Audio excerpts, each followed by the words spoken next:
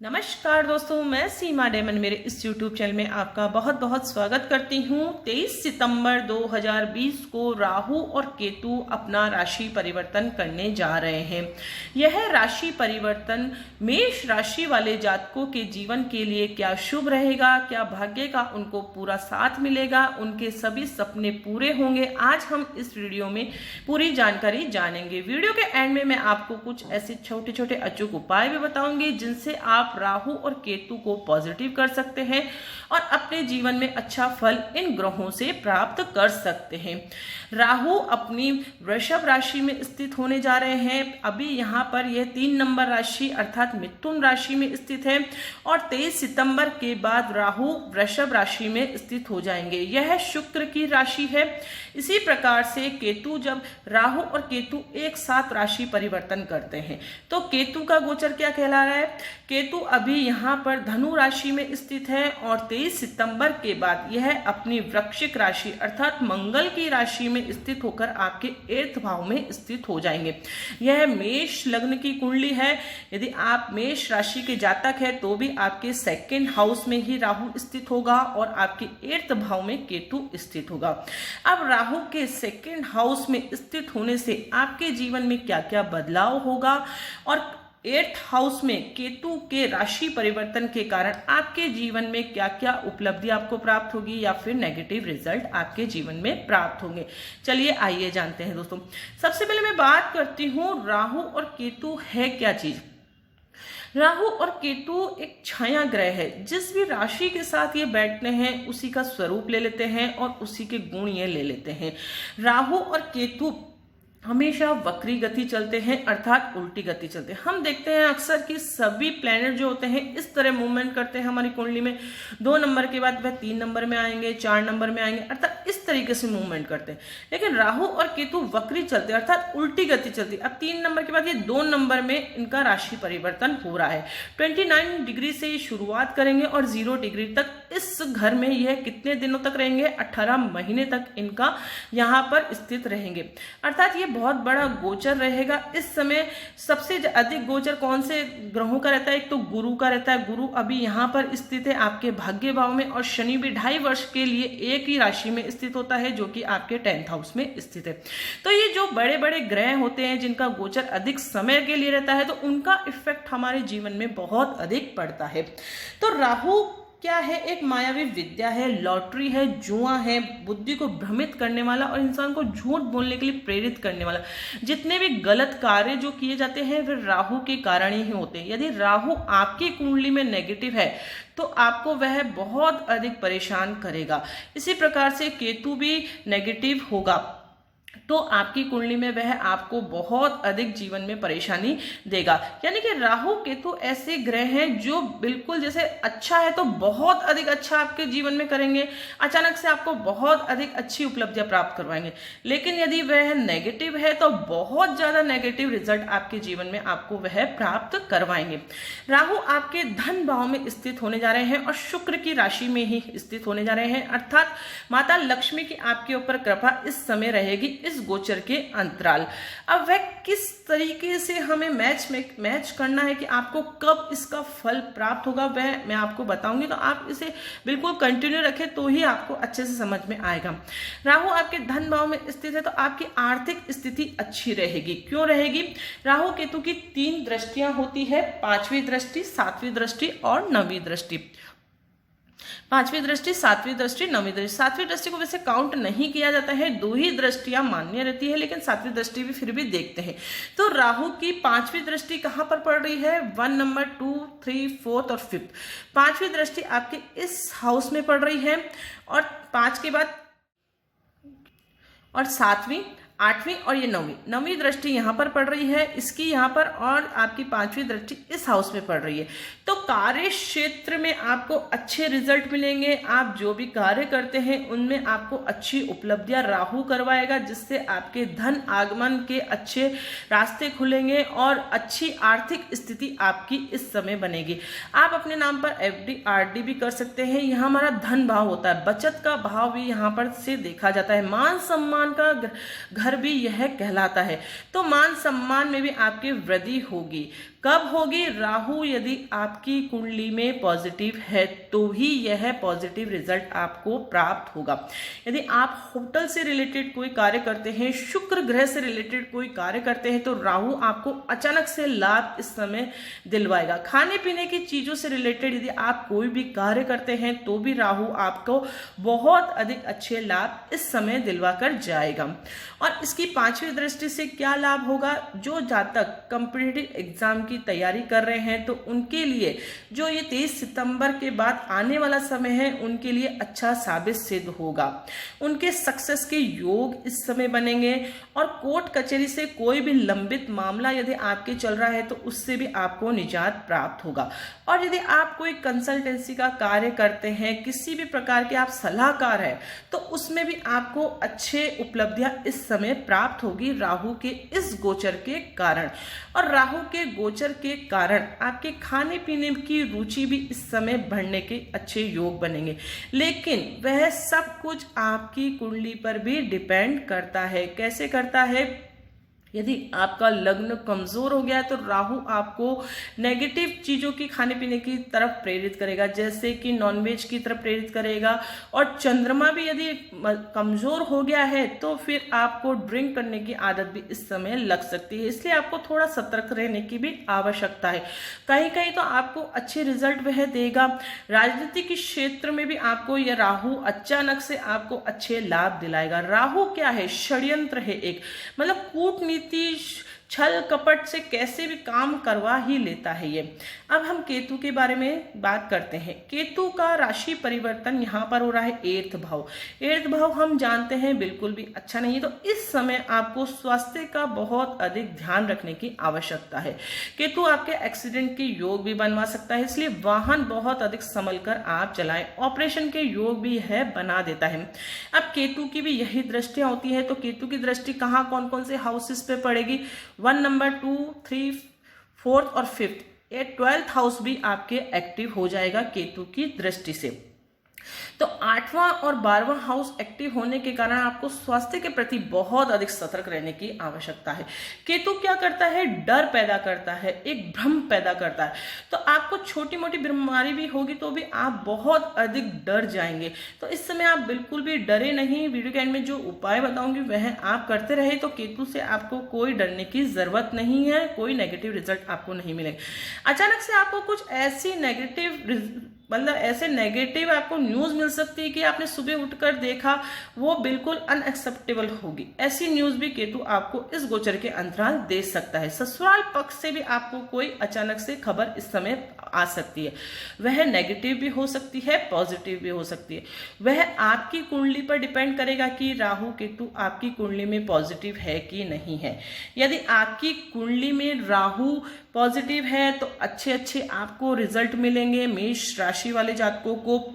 और केतु यदि आपकी कुंडली में पॉजिटिव है तो अच्छे अच्छे परिणाम आपको प्राप्त होंगे। और इसी तरीके से केतु यदि नेगेटिव है तो नेगेटिव रिजल्ट आपको प्राप्त होंगे। क्योंकि यह वीडियो जो बन रहा है वह गोचर के अनुसार बन रहा है। दोस्तों, आपकी लग्न कुंडली क्या कहती है वह मुझे नहीं पता है, लेकिन गोचर में यह आपके प्लेनेट्स स्थित हैं। राहु आपके 2nd हाउस में स्थित होगा और केतु आपके 8th भाव में स्थित होगा। लेकिन स्वास्थ्य का आपको ध्यान रखने की बहुत अधिक आवश्यकता है। अब 9वीं दृष्टि कहां पर पड़ रही है? इसकी 5वीं, 6ठी, 7वीं, 8वीं और 9वीं दृष्टि आपके यहाँ पर 4th हाउस में पड़ रही है। तो माता को कष्ट होने के योग भी इस समय बन रहे हैं केतु के राशि परिवर्तन के कारण। सुख सुविधाओं में थोड़ी सी कमी होने के योग भी बन रहे हैं। वाहन आप बहुत अधिक संभल कर चलाएं इस समय, तो आपके जीवन के लिए बहुत अधिक अच्छा रहेगा। कोई लंबी यात्रा यदि आपने सोच रखी है तो वह भी इस समय आप टाल दें। यह समय अभी लंबी यात्रा करने के वैसे भी समय नहीं है, तो लंबी यात्राएं आप बिल्कुल टाल दें तो आपके जीवन के लिए बहुत अधिक अच्छा रहेगा। दोस्तों, अब हम बात करते हैं कि मतलब यह तो गोचर के अकॉर्डिंग हो गया। अब आपकी कुंडली पर यह कैसे अप्लाई हो, सबसे पहले आपको क्या देखना है, ग्रह का बल कितना है, यानी कि उसकी पावर कितनी है, यानी आपकी कुंडली में ग्रह की स्थिति क्या है, वह पॉजिटिव है कि नेगेटिव है, सबसे पहले आपको यह देखना है। क्योंकि इतने सारे जातक होंगे मेष लग्न की कुंडली वाले, तो ऐसा नहीं कि हर किसी को ही अच्छा रिजल्ट मिले, हर किसी को ही बुरा रिजल्ट मिले, वह सब कुछ डिपेंड करता है उनकी खुद की जन्म कुंडली पर। तो ग्रहों का बल आपको देखना है, राहु केतु की आपकी डिग्री देखनी है, उस डिग्री पर ही आपको पॉजिटिव या फिर नेगेटिव रिजल्ट प्राप्त होगा। जन्म कुंडली में अन्य ग्रहों की स्थिति पर भी डिपेंड करता है कि अन्य ग्रहों की स्थिति जातक की वर्तमान दशा क्या चल रही है। मैं आपको एक एग्जांपल देकर समझाऊंगी तो आपको बहुत अच्छे से समझ में आएगा। जैसे यह एक जातक की कुंडली है, ये टाइम समय हम देख सकते हैं, तो यह मेष लग्न की कुंडली बनी है।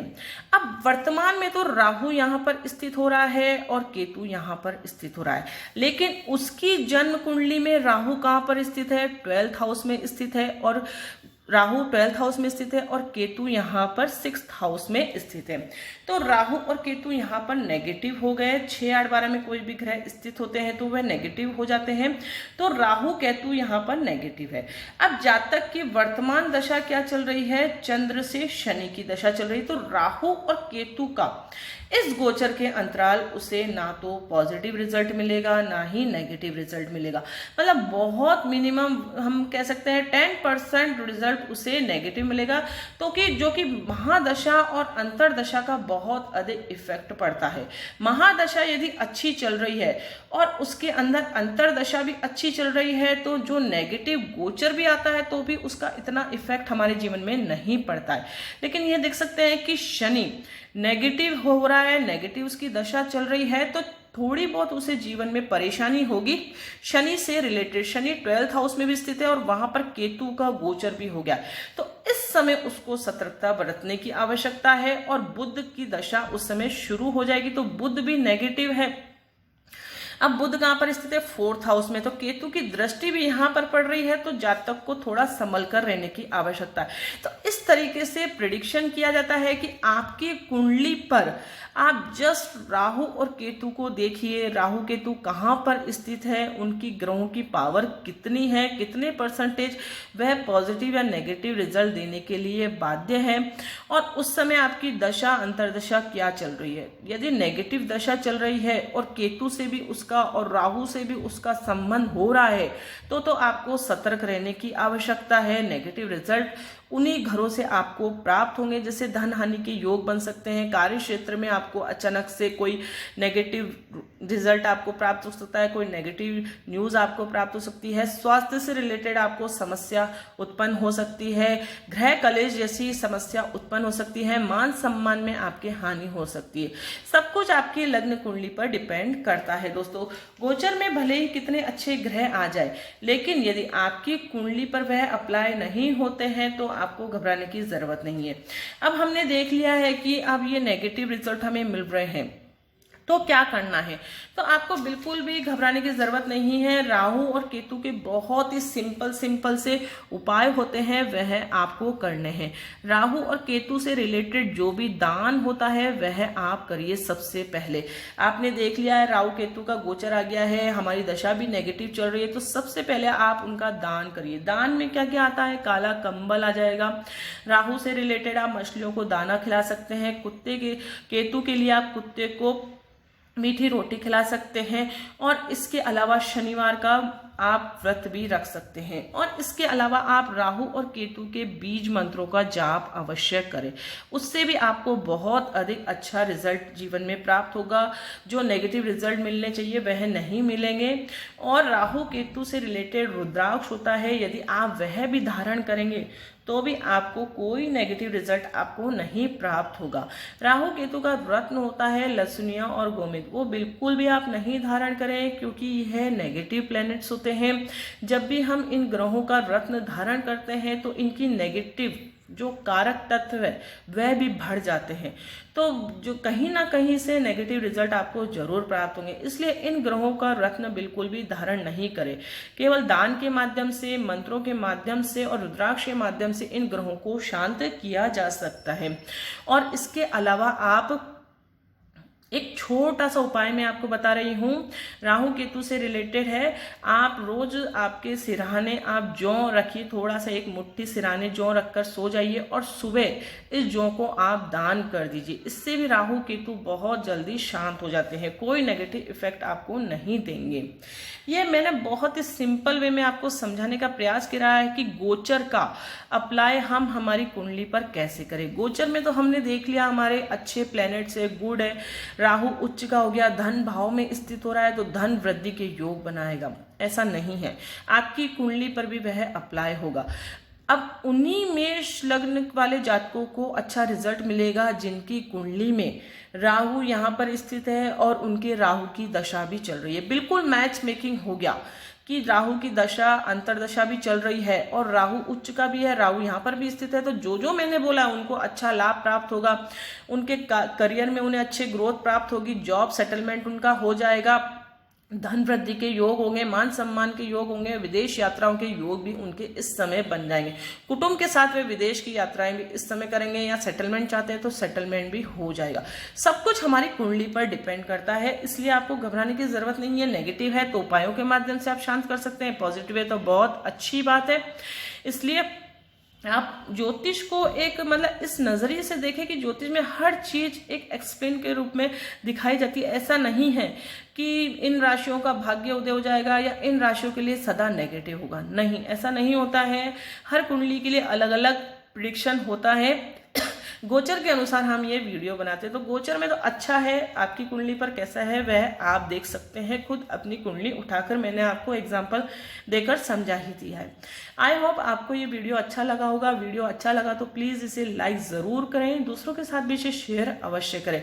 अन्य किसी भी भ्रम में बिल्कुल भी नहीं पड़े, बहुत सिंपल वे में मैंने आपको समझाया दोस्तों। और आपके जीवन में कोई भी समस्या हो तो कमेंट्स के द्वारा जरूर बताएं, उसे सॉल्व करने का प्रयास मैं जरूर करूंगी। और वीडियो कैसा लगा वह भी आप जरूर बताएं। आपके कोई सुझाव हो तो वह भी आप जरूर दीजिए, उसके अनुरूप मैं आने वाला नेक्स्ट वीडियो आप लोगों के लिए लेकर आऊंगी। और आप किसी विशेष टॉपिक पर कोई वीडियो चाहते हैं तो वह भी आप मुझे जरूर बताएं, मैं उस टॉपिक पर वीडियो बनाने का प्रयास जरूर करूंगी। तो मिलते हैं नेक्स्ट वीडियो में कोई इंटरेस्टिंग टॉपिक के साथ, तब तक के लिए thank you and bye bye.